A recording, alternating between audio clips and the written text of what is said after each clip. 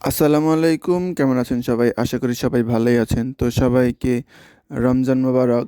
যেহেতু রমজান মাস চলে আসছে আর গরু মোটাতাজাকরণের সময় এটাই সঠিক সময়। তো আপনারা যারা এখন তৈরি গরু মোটাতাজা করেন নাই, করা শুরু করে দিবেন। ২-১ টা গরু বা ষাঁড় গরু হোক বা ২-১ টা গাভী যদি আপনারা থাড়ি গাভী যদি আপনারা আম কোরবানির জন্য উপযুক্ত করতে চান, তাহলে এটি হচ্ছে আপনাদের মোক্ষম সময়। তো এই সময় আপনারা যারা মোটাতাজা করবেন তাদের ফলন অল্প কিছু খাবারেই প্রফিট হবেন ও ভালো ফল পাবেন।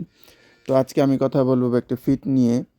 তো এই ফিড সাধারণত ভুট্টা, সয়াবিন মিল, ডালের ভুসি, রাইস পালিশ, চিটাগুড়, নারিকেল খৈল, কটন শিট দ্বারা নির্মিত। তো এই ফিড যদি আপনারা খাওয়ান তাহলে অল্প কিছুদিনের মধ্যেই গরু অধিক মোটাতাজা হবে এবং মাংস বৃদ্ধি পাবে। তো এই ফিটের পাশাপাশি আপনারা যা দেবেন তা হচ্ছে চিটাগুড়, নারিকেলের খোল বা সরিষার খোল হোক বা তিলের যেই খোলই হোক দিতে পারেন বা সয়াবিন খোল দিবেন এবং ভালো মানের ফিট নেবেন। ফিটই হচ্ছে আপনাদের গরু মোটাতাজাকরণের সবথেকে বেশি ভূমিকা পালন করে। তো ফিট সাধারণত বিভিন্ন প্রকারের হয়ে থাকে। তো আপনারা যদি নিতে চান তাহলে এই ফিটটাই নিবেন। এটা হচ্ছে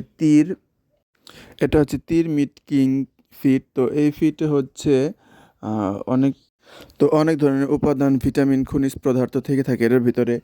তো আপনারা যারা অল্প কিছুদিনের মধ্যে ষাঁড় গরু মোটাতাজাকরণ করতে চান তারা তীর মিট কিং এই ফিডটাই নিবেন।